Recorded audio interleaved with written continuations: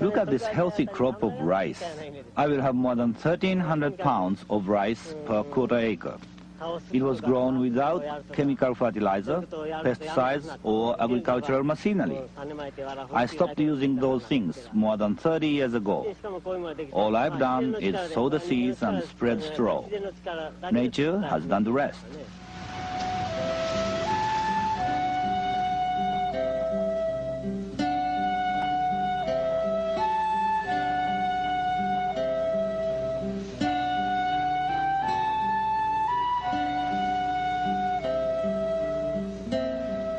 The man you just met is Masanobu Fukuoka, who farms and gardens in Japan.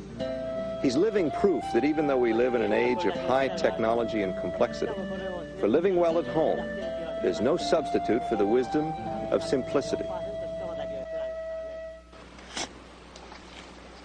This is Vermont soil, a long way from those rice paddies in Japan. My name is Vic Sussman. And this is the way I found the garden when I moved here a few weeks ago. Certainly needs some work and restoration. But that's the problem that faces us as gardeners. How do we develop land so it will feed us and build our health while still keeping us in balance with nature? That's why Mr. Fukuoka's story, as told in his book, The One Straw Revolution, and in this film, has such special meaning for me, and I think for you too. Because he's moved towards simplicity by imitating nature. Instead of relying solely on technology, he's developed a philosophy and a set of techniques that allow nature to do most of the work. That's what I want to do here at my new place.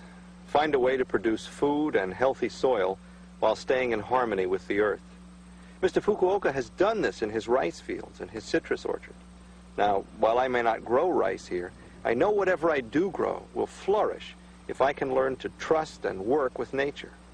Mr. Fukuoka doesn't use chemical fertilizer. He doesn't use pesticide. He doesn't plow his soil or even use prepared compost. He doesn't hold his rice fields in water all summer long the way farmers have done for centuries all over the world. His method requires less work per acre than any other, creates no pollution, and uses almost no fossil fuel. And yet Mr. Fukuoka's rice yields are as high as the most productive farms in Japan. When I first heard about Mr. Fukuoka, I was skeptical. There had to be more to it than just scattering seeds on unturned ground. And then I read his book, and I found that there was indeed much more to it. He grows a permanent ground cover of white clover, and then he spreads a straw mulch to enrich the soil and hold back the weeds. His crops sprout right through the clover. But instead of just telling you about these ideas, let's go back now to Japan to visit with Masanobu Fukuoka. Mr. Fukuoka's farm is near the hillsides overlooking Matsuyama Bay in southern Japan. It's a rich farming area. The climate is mild with plenty of rain. Mr. Fukuoka was raised here, in the village where the Fukuoka family has lived and farmed for more than 1,400 years. He grows about 2 acres of rice and barley, and has a 12-acre orchard of mandarin oranges. This may not seem like much, but in Japan, where field sizes are small, it's considered a large farm. A national highway passes through Mr. Fukuoka's fields. An overhead railroad track has also been built, but is not being used. Students come from all over Japan and the world to learn from Mr. Fukuoka, attracted by his reputation as a teacher and philosopher, and because he's the leading spokesman for natural agriculture in Japan today.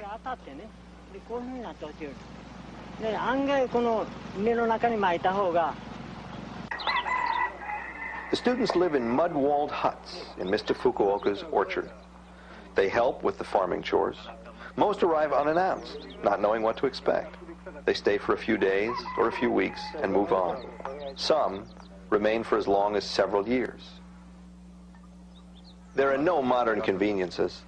Students carry drinking water in buckets from the spring, cook meals over a wood-burning fireplace, light their huts with candles and kerosene lamps.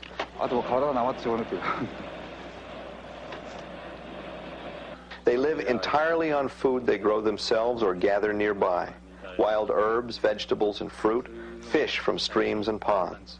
They work hard from early morning each day. Their jobs vary with the season and the weather.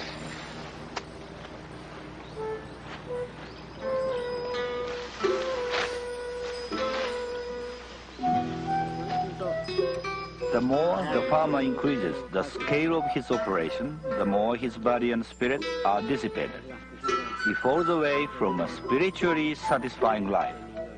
A life of small-scale farming may appear to be primitive, but it allows me to study the great way.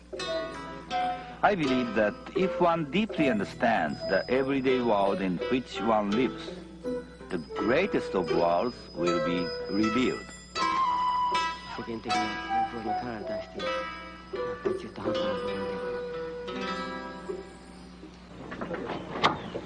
Mr. Fukuoka purposely has his students live this way because it helps develop the sensitivity necessary to tune in to nature's subtle voice. His philosophy is inspiring and has helped many people understand how they may live more thoughtfully here in America. Masanobu Fukuoka's farm is a rich mixture of trees, shrubs, herbs, and vegetables growing in a ground cover of weeds and clover. Chickens run freely foraging beneath the orchard trees, turning out the kind of eggs that can't be bought in stores. Goats are raised in the orchard too. The whole system works in harmony. Besides a traditional organic garden near his house in the village, Mr. Fukuoka grows vegetables in the spaces between the orchard trees. He mixes the seeds of cabbage, turnip, carrot, soybeans, cucumber, and many other vegetables and sows them in the spring. Then he cuts the clover and spreads the clipping over the seeds as mulch. Some vegetables go unharvested. They reseed and come up by themselves year after year, just as tomatoes, pumpkins, or corn will do in any garden. Mr. Fukuoka hasn't always lived on the farm. As a young man, he left his village home to be trained as a microbiologist. He worked in a laboratory in Yokohama as an agricultural customs inspector. Then, when he was 25 years old, Mr. Fukuoka had a flash of insight. He suddenly realized the perfect balance and abundance of nature.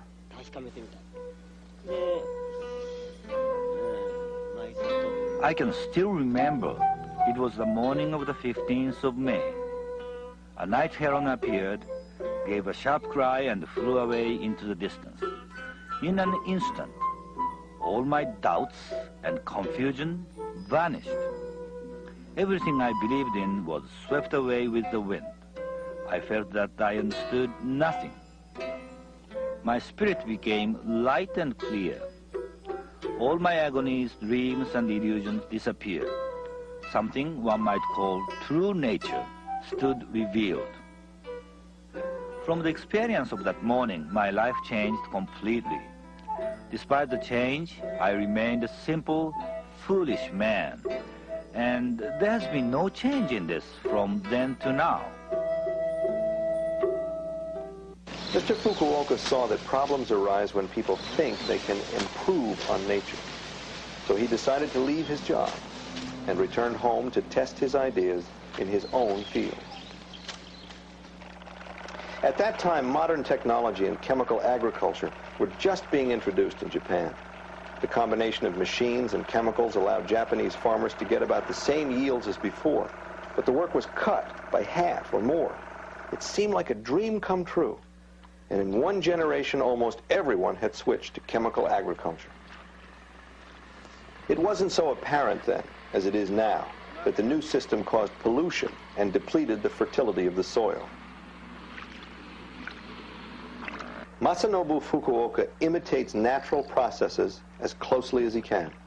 He cooperates with nature instead of struggling to overcome it. Let's see now how Mr. Fukuoka's close-to-nature techniques work in his rice fields. Mr. Fukuoka coats his rice seed with clay, forming tiny pellets before sowing them. Years ago, he tried throwing the rice seed directly onto the ground, the way it would fall naturally, but birds and insects ate much of the seed, or it rotted before it could germinate. Then Mr. Fukuoka got the idea of coating the seeds with clay, pelletizing them, thus preventing birds, mice, and slugs from eating the seeds before they could sprout. Ingenious. To make the pellets, the seed is soaked overnight and then mixed with clay. Then it's pushed through chicken wire and allowed to dry in the sun for a day. Ideally, there will be one seed in each pellet. It's possible to make enough pellets in one day to seed several acres. The rice seed pellets are sown right into stands of ripening barley, about 3 or 4 weeks before harvest. Growing both rice and winter grain like barley in the same field every year helps to control weeds by never letting the land stay idle. It's always too full of rice or barley for weeds to get established. It's also an efficient way to use land. Despite the intensity of double cropping, the soil improves every year because Mr. Fukuoka returns all the rice and barley straw to the soil, which digests it into rich, fertile topsoil.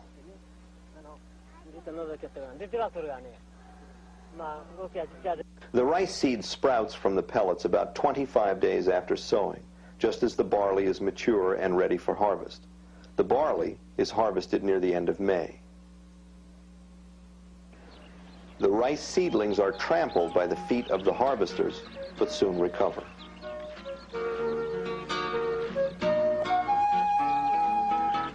The usual way to develop a plan is to ask, how about trying this, or how about trying that? But that approach only makes the farmer busier. My way was opposite. I was aiming at the pleasant, natural way of farming, which makes the work easier instead of harder. How about not doing this? How about not doing that? That was my way of thinking.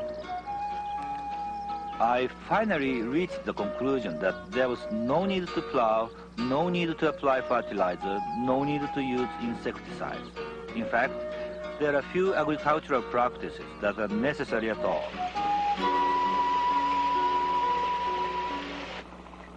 It really comes down to a series of simple tasks: scattering seed, spreading straw, harvesting.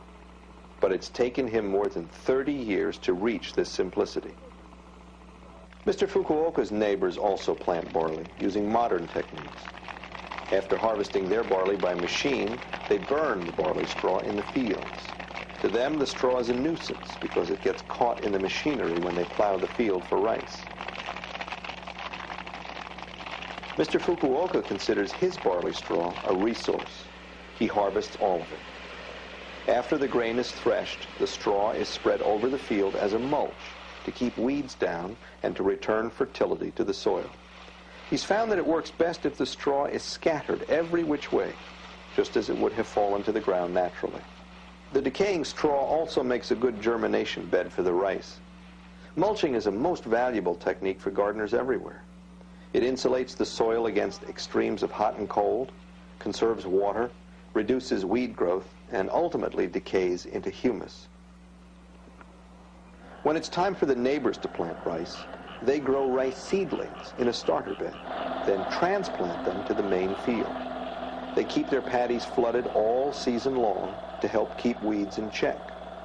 But these steps are eliminated in Mr. Fukuoka's straw-mulched field, which you see in the foreground. Mr. Fukuoka also floods his rice fields, but only for a week or 10 days. This weakens the weeds and clover and allows the rice to sprout through. The idea is only to discourage the weeds, not eliminate them, since they are habitat for beneficial insects. If the clover were not set back right now, it would become strong enough to compete with the rice.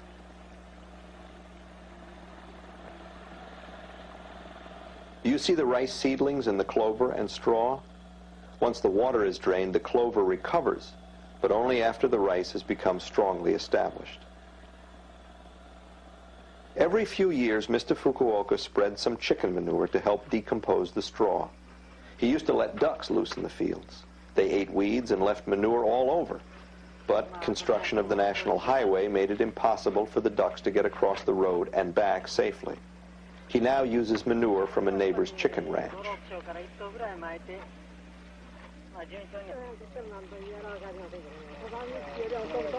A lot of people come to visit Mr. Fukuoka's farm.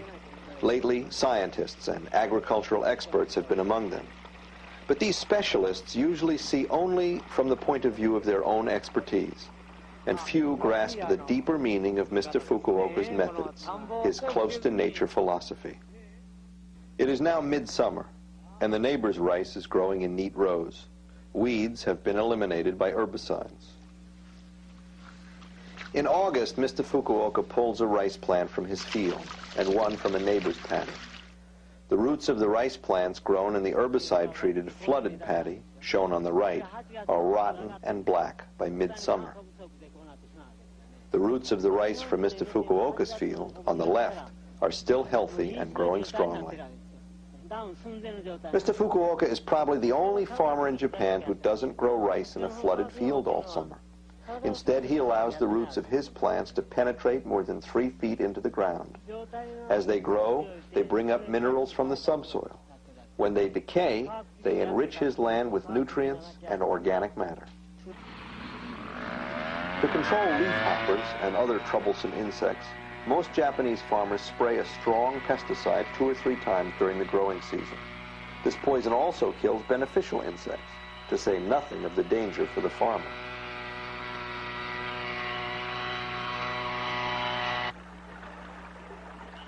Mr. Fukuoka doesn't use pesticides of any kind. Many insects, earthworms, and small soil animals live in harmony with each other in his fields.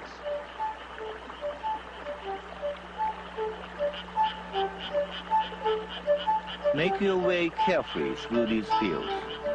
Insects, spiders, frogs, and dragonflies are everywhere. Moles and earthworms live under the ground. This is a balanced rice field ecosystem. Insect and plant communities live in harmony. Often, a plant or insect disease invades this valley. My crops are completely unaffected.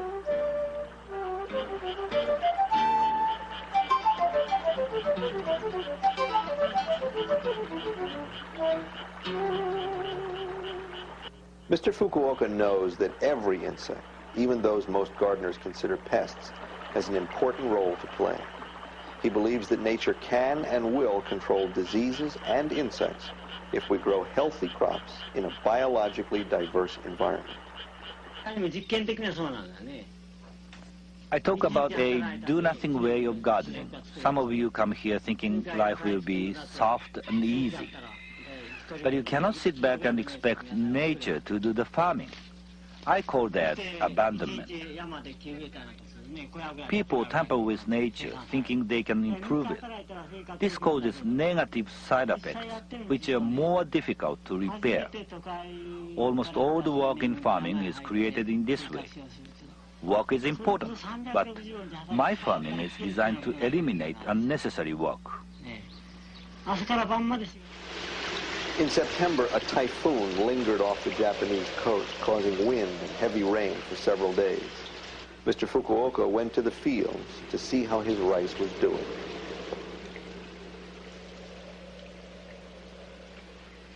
The rice was just blossoming, and I was worried that the flowers would be blown off before they could be pollinated.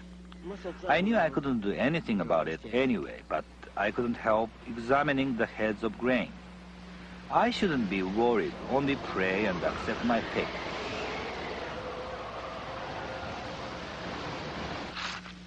Human beings can never hope to understand nature, but my analytical mind still tries. I try to garden as closely as I can to nature. My techniques are still evolving. I try to achieve a pure state of mind, and yet at 65 years, I still have many imperfections. Clover seed is broadcast in the fields about 3 weeks before the rice harvest. The clover seeds are so small that you only need a few handfuls for a quarter acre. The barley seed is also broadcast among the ripening rice plants about 3 weeks before the harvest. The barley seed can be seen among the straw and clover. The rice grown with chemical fertilizer in the typical paddy grows tall but topples easily late in the season. Mr. Fukuoka's rice plants don't grow as tall as those grown with chemicals, so more energy is available for seed production. The neighbor's rice has about 125 grains in each head. Mr. Fukuoka's rice has 225 to 250 grains in each head. His yield is about 1,300 pounds per quarter acre, comparable to the yields of modern commercial agriculture. The rice harvest season is a joyous time. In celebration, the village shrine is carried through the streets.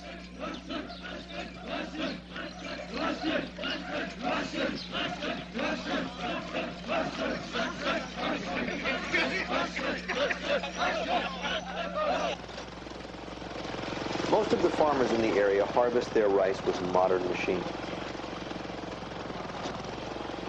Mr. Fukuoka's harvest is done by hand. His students don't mind. They enjoy the silent harvest using traditional hand tools. At the time of the rice harvest, the barley is already sprouting beneath the rice.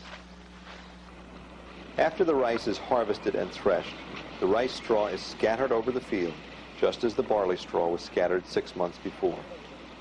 And with that, the yearly cycle is complete. My way of gardening is pleasant. I have time for the important things in life, like writing poetry, singing, and participating in village life.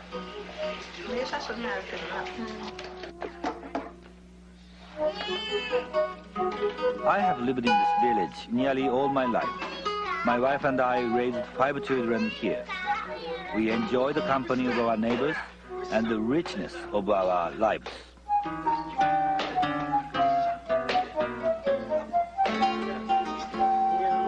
I have made mistakes in the past, but they were not really mistakes. They were hints which helped me coexist with nature. A life of small-scale farming or gardening may seem behind the times, but such a life offers many opportunities for greater awareness.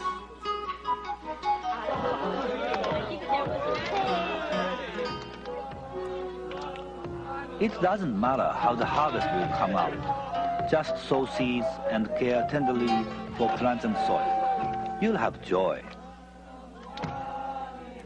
The ultimate goal of farming is not the growing of crops, but the cultivation and perfection of human beings.